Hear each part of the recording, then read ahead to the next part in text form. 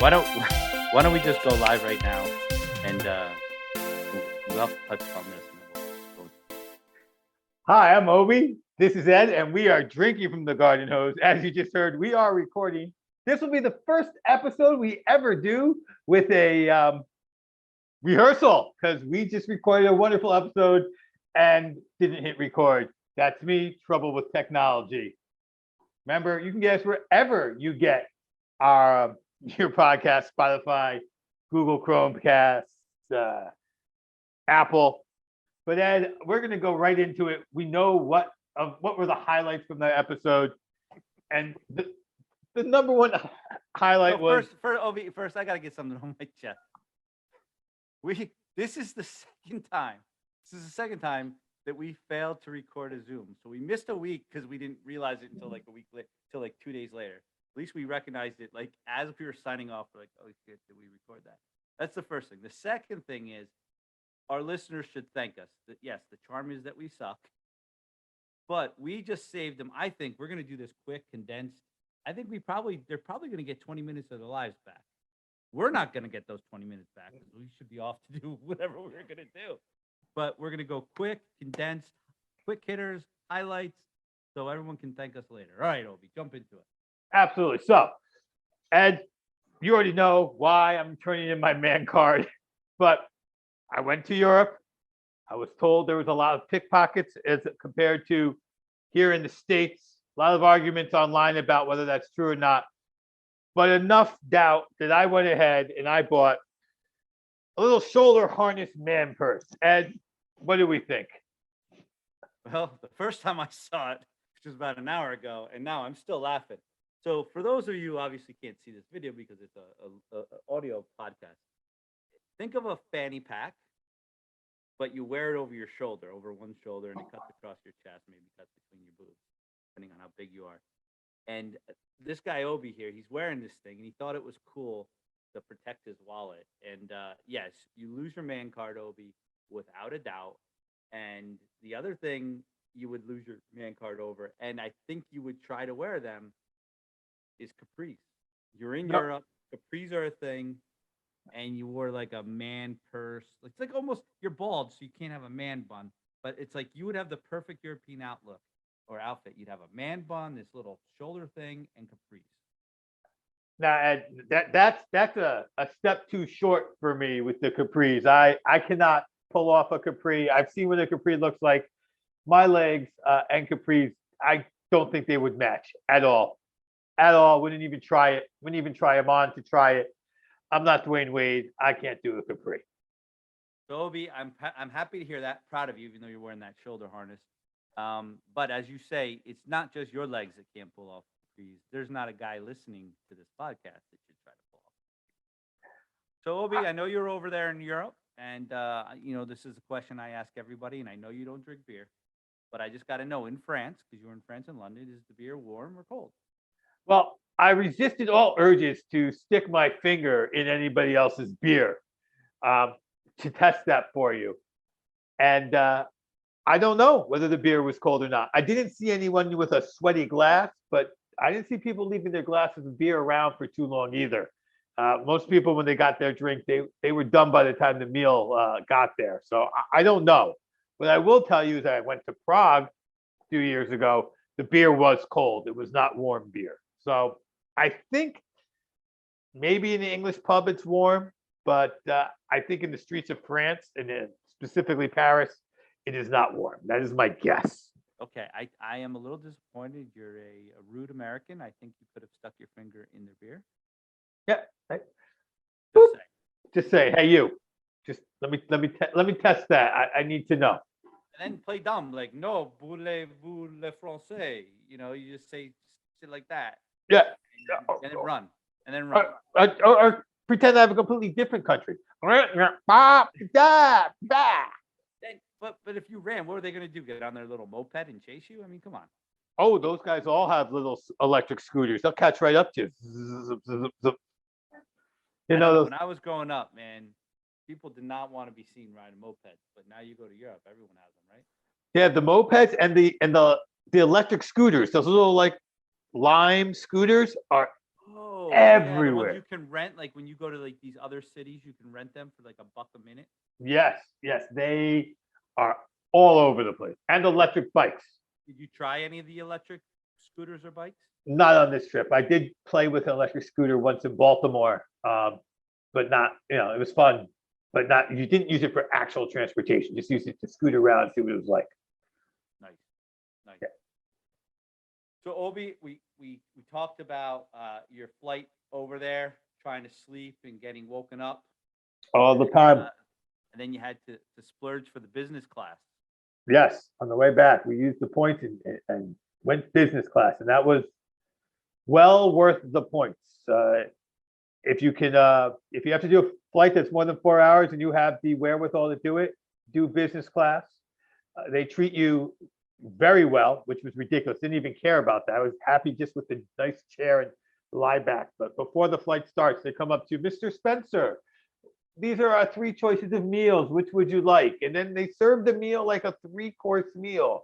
They bring out the salad, and then they clear off your plate, and they bring out other things. And then I went to sleep, and I woke up, and no one bothered me, asked me if I wanted pretzels or peanuts. I woke up, there's a tray of nuts just sitting on my tray table, a little bowl, like a wasabi bowl full of nuts. It was wonderful. It was great. They treat you so nicely, and you get to sleep. It was couldn't be beat. I've never seen a grown man so excited about having a tray of nuts on his lap when he woke up. All right, so here's the real thing. Man. We did not discuss in the first part. Here's me selling out my beautiful, sexy wife. My wife hates to fly. Absolutely hates it. She's one of the folks who takes the anxiety meds to fly. But when flying in business class, they make it so comfortable. She didn't need to take her meds. She just said, I'm good. And that is the excitement you actually hear. So yeah, I got a thing of nuts, big whoop. But I know that I got the thing of nuts. And my wife is like, you can find a way to fly business class all the time. So people, please start buying this podcast, subscribing to this podcast, sharing this podcast, so I can fly business class more often. I can go more places with my wife. We all know it's all about the tray of nuts. That's all right, Obi. So while you were flying around with with a bowl of nuts all over Europe, you also visited London. There's one question I didn't ask you before. I got to ask you now. You went to London right after the Queen died. I mean, was the Queen? I mean, obviously the Queen was still dead because she's still dead today. But so, did you get to participate in any of the pomp and pageantry of her death? We got there 2 days after the funeral, and there's a park called Green Park that is very close to the palace, and we randomly stopped there. We got some food, and we went into the park and we ate, and we noticed that a lot of people were in the park eating. But we also noticed a lot of foot traffic in the park, and we later learned that not everyone, but a lot of people were walking through the park. They get halfway through the park, they were given flowers, and they were able to lay flowers out for the Queen. And we talked to people who were there in London to do such things.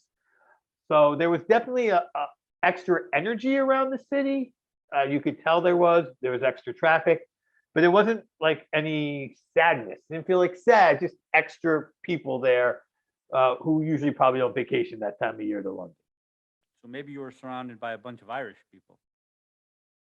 Well, there wouldn't have been any beer to test then because they would have been gone. Ooh, making Irish jokes. We all know that they were not sad, right? No, they were not sad. No, I don't think even the women who we talked to, we sat down at a table and they were whatever. We started a conversation with strangers, as you will. Sometimes they were there to show respect, but they were not mournful. Okay. Well, as everyone knows, we are big followers of the royal family on this podcast. That's why I had to bring that up. Of course. Passing as well, and our thoughts on that. So, Obi, while you were gallivanting all over Europe, I was attending a millennial wedding. Now, this is my first millennial wedding. There's been other millennial weddings that I have been invited to, but for various reasons I could not attend. So this was my first crack at the nut, shall we say, since we'll stay with the nut theme today. And there's a couple things I noticed about this wedding that I want to get your opinion on, but a couple other things that were just interesting. Technology. There was a drone taking pictures of us overhead. Never been a part of that. There's also a phone, a rotary phone, old school rotary phone that millennials don't even know what they are, but you could go pick that up and record a message. So there was an electronic recorder on that. They had the photo booth. Obviously, you got the print of the four photos, but they also had digital photos that the bride and groom have and that they then posted. And there's even the most famous photo booth photo of the father of the bride who thought he was only taking one photo. So the first photo is of him. The second photo is him walking out of the frame. And the third and the fourth are blank because he didn't know he was in a photo booth, which is interesting. They had signature cocktails, which is a millennial thing. But here's where I really want to get to this on this, Obi. There was a lot of pot, weed, cannabis, marijuana. It's legal now, but I'm old, lived most of my life with it illegal. I was shocked, and I thought it was kind of disrespectful. So I really want to hear your thoughts. Uh, we didn't touch on the other things before, so on our missing episodes, I would just like to say that drone thing sounded totally awesome. And yeah, I don't think they can do weddings without photo booths anymore. I think that is just like a given now. I even wonder if there's actually wedding photographers anymore or just photo booths. It's just whatever. Well, I mean, the photo booth was packed all night. I mean, there was people in my daughter, I think she's got like 24 different photos from that photo booth. I mean, she spent her whole night there. Well, that's good because it's not. She's just about the age where she would have been spending it with all the people smoking weed. So like it was that was the choice. Dad's here. I'll go to the photo booth and be a good daughter. Right. But yeah, so as I said earlier in our part of our conversation, yes, millennials seem, in my experience, to prefer weed to alcohol, and the Gen Z even more so. I think that the disrespect about weed at a wedding really comes down to what do the bride and groom prefer. And if the bride and groom are smokers, then I think you're going to have weed at the wedding. I've been to, as we talked before, I've been to 3 millennial weddings. One very recently, who was a very young millennial. One in Colorado, which someone who just is a millennial, and then one in Philadelphia that was inside with someone right in the middle of those two folks. So, I got the whole thing. The Colorado one was just in the early days of things being legal in Colorado, and it was plenty of people smoking in plenty of circles. The other two, there was none. One was totally inside, and the other one was a if the bride and groom were pot smokers, I would be shocked. So I think that if there were people there who smoked weed, they were certainly respectful of the bride and groom and chose not to do it at the venue. But it was an outdoor event, so people easily could have done so. So you're a no to disrespect and that we're old and we just got to get over it. That's kind of what you're saying, right? I think that you are being an extra grumpy old man with that, thinking that's disrespectful. And when you give away your daughter, just know that the guy who's taking her arm is probably going to be stoned out of his mind. So, thanks. That makes me feel so much better. So I think we should have had a special guest on this podcast. I should have invited my 92-year-old grandmother because I'd love to hear what her thoughts were on the marijuana smoking at the wedding. Your 92-year-old grandmother still can't believe that everybody isn't smoking cigarettes at the weddings. Well, my 92-year-old grandmother also was out on the dance floor with her walker. And at one point, the bride, her granddaughter, was carrying around this huge bottle of champagne. She was carrying around, but she may have given it to her groom. Either way, my grandmother got this bottle of champagne and freaking chugged it in the middle of the dance floor. And the stoners went nuts. I say the stoners because we're just now saying everyone's stoned except the old people. So here's my question for you. This was your cousin getting married? Your first cousin? Because you said it was her grandmother, or was it her great grandmother? Yeah, no. It was my first cousin. So my family, my dad's like one of the oldest, and okay. And I Catholic family, lots of kids, and so I'm the oldest grandchild, and so there's a lot of cousins that are a lot younger than me, that fit into the millennial category that are, closer in age to my daughter than they are to me. I understand how those things can happen. Yeah, I mean, I was sitting around the bonfire, which I thought was like a cult session because everyone was seated 30 feet away from the flames, with the groom. And at one point, we were talking about sing along. We wanted to do a sing along, and I was telling him he's got to come up with some songs, and I named a couple, and he looked at me, he goes, "You got to remember, I was born in '91." I was like, "Holy shit!" Now, is this the youngest? You're the oldest cousin. Is this the youngest cousin, or there's still more to go? There's still more to go. Oh, you're a lucky man. There's still more to go, and then obviously the grandkids, right, or the great grandkids, will be Right. getting married probably. Well, hopefully not too soon because my kid's the oldest great grandkid. But yeah, so great grandma or my grandmother was out on the dance floor and chugged a bottle of, well, not the whole bottle, but she definitely tipped it back, and the crowd went wild. All right. So another thing about that dance, another thing about that is the music at a millennial wedding, right? Like I get it. Like never before have I really noticed the musical differences in, not necessarily even differences. It's just like, when we were growing up, you'd listen to your parents' music and be like, that's some old fogey shit. I'll never listen to that. I'll always be hip, right? This is the music I like today, but when I'm older, I'll be listening to young shit. And I got on that dance floor and I'm telling you, I didn't know any of the songs. And I'm like, this is crap. By the way, I thought it was crap. I mean, it had a dance beat, but I thought it was crap. And so I'm like, man, I'm old. I can't even like young kids' music anymore.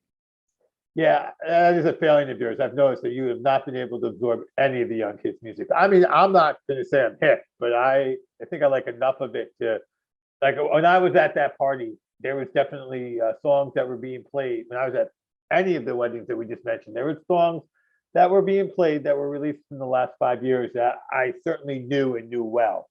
I blame your children for not breaking you in enough. They need to take your bullying tendencies and make you listen to new music. That's on them.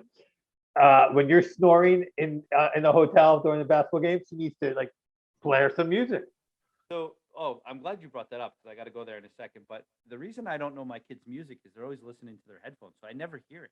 I never hear it, and which is really weird. Is like I'll be flipping on the radio, I listen to the Sirius, and I'll get to like the hits one station with all the pop, and like I'll hear a song that's kind of catchy, and then my kids will be over in the passenger seat singing along with them. I'm like, wait a second, how do you know this song?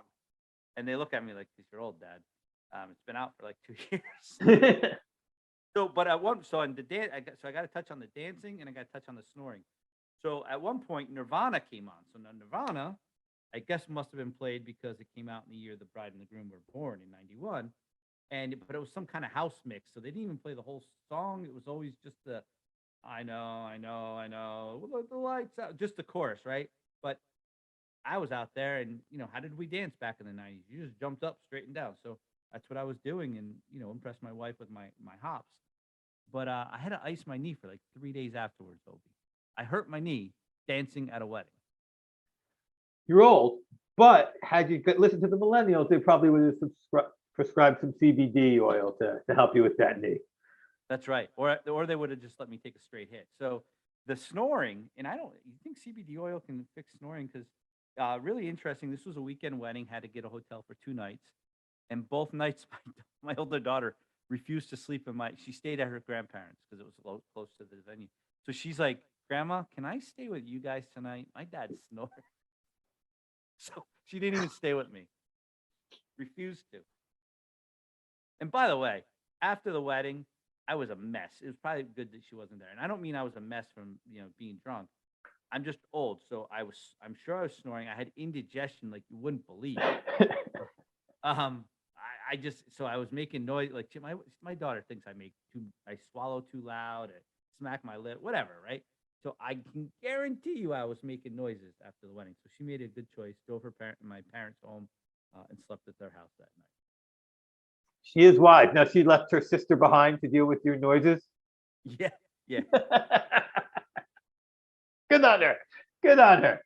yeah. You're young. You can deal with that sound. She complains less. Let's just put it that way. Okay. But she's in 8th grade, so I'm sure the complaining is going to pick up over the next couple of years. Okay, that's interesting. So that we did boy girl, boy dad, girl dad. See, boys really the worst picks up is about eighth grade. By ninth grade, it starts to just even out, and then you get through high school. And so, girls, though, you're saying it keeps getting worse through high school. Well, as far as the noises their dad makes and their tolerance towards them. But I will tell you this. So, really interesting. I told a lot of people at this wedding because it came up that she didn't sleep in the hotel room. It was just me and her on the Friday night, and then on Saturday for the wedding it was the whole family. But I a lot of people found out, oh, Sam didn't sleep in the hotel with you last night. I'm like, nah, I snore, and she doesn't like that. They laugh, they give a look, and I'm like, oh yeah, one time over the summer, she had the pillow above my head and had already hit me and came down and hit me again as I woke up. And then they laugh a little harder, and then all the dads are like, well, I snore too, and then they tell a story about their kid, like yelling at them, and my one cousin, he got two. Now this is like a move you would pull. He's got a son who's 18 and a daughter who's 15. And so he got two hotel rooms. So it was boy, boy, girl, girls. That way you don't have to deal with them fighting and all that crap. And in the middle of the night, the son left the room and went to the other room and said, Mom, I can't sleep in there. He's snoring too loud.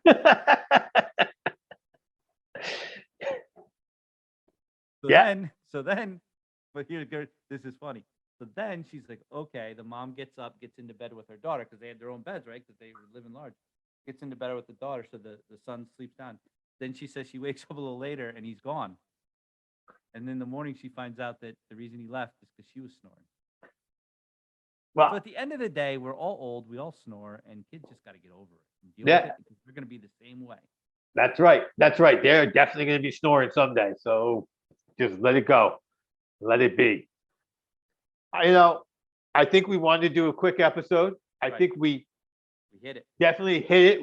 We edited out a lot of dull things that we hoped would be funny in the last episode, and really kicked up the humor. We might think about rehearsing in the future. Yeah, but there's one other thing, Obi, we missed. Yes. The website that we have a brand new website. Yes. That we're going to promote with this episode. It's a weird website address, so I'm not even going to try to give it to you. It's not www.drinkingfromthegardenhose. It's not that easy. And then we also found out that if we do really well with it, you're going to get a bong that's called Hitting from the Garden Hose. Yes. Somehow we did get to that point that I don't remember what it was. It was the website or some other joke, but yes, that's how we ended the last episode. That we are going to eventually have a bong named Hitting from the Garden Hose. Maybe it should be a hookah, but it'll be more communal. And we like that because we're grumpy and we want to bring everyone together, right? Yeah, sure. Exactly. So I'm a Hobie. That's Ed, and we are still drinking from the Garden Hose.